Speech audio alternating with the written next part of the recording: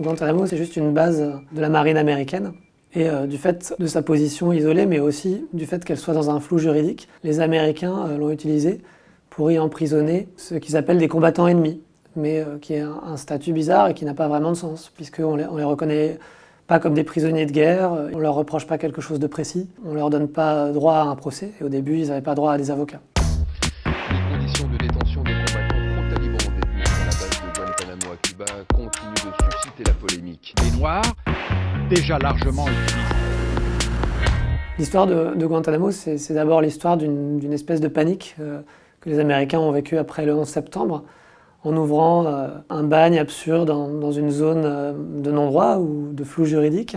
Et donc il y a eu toute cette espèce de combat à l'intérieur des États-Unis eux-mêmes, à partir de la présidence de George W. Bush, qui a abouti à cette absurdité et qui est ensuite devenue, sous Obama, une véritable épine dans le pied pour les Américains. Ils avaient créé une sorte de monstre et ils ne savaient pas comment s'en débarrasser. Et c'est toujours le cas puisque Obama n'a pas réussi à fermer la prison, bien qu'il y reste seulement quelques dizaines de prisonniers.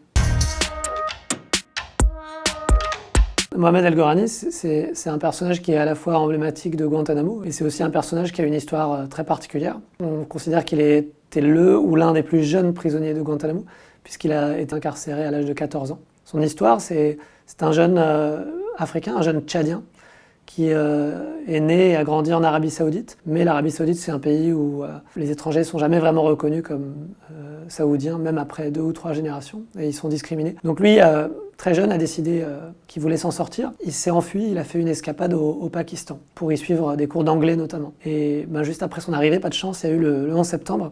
Et à ce moment-là, les services pakistanais, qui avaient eux-mêmes des choses à se reprocher par rapport au développement de bases d'Al-Qaïda en Afghanistan voisin, se sont mis à arrêter en masse des étrangers sur leur territoire et à les vendre aux Américains. Les Américains payaient 5 000 $ par suspect. Puis finalement, ils les amenaient en Afghanistan et ils mentaient aux Américains en leur disant « voilà, lui, c'est un combattant étranger, un combattant ennemi qu'on a capturé en Afghanistan, au combat, etc. » À Guantanamo, il y avait de la torture, il y avait de la violence, il y avait une censure américaine qui s'est exercée et qui fait qu'il y a des choses qui se sont passées à Guantanamo qu'aujourd'hui encore, on ne connaît que par des témoignages d'anciens prisonniers ou parfois de gardes ou de militaires américains qui n'étaient pas d'accord avec tel ou tel aspect de la prison là-bas. Moins que des preuves, ce qu'on a, c'est un faisceau d'histoires qui se ressemblent et qui se sont échappées de la prison alors qu'aucun prisonnier libéré n'avait encore parlé. Mohamed, c'était un prisonnier qui était considéré comme un fauteur de troubles parce qu'il n'a jamais abandonné la lutte, il n'a jamais cessé de résister par tous les moyens, aussi bien pisser sur les gardes. Il a été en révolte en permanence, donc c'est aussi ce qui fait l'intérêt de son histoire.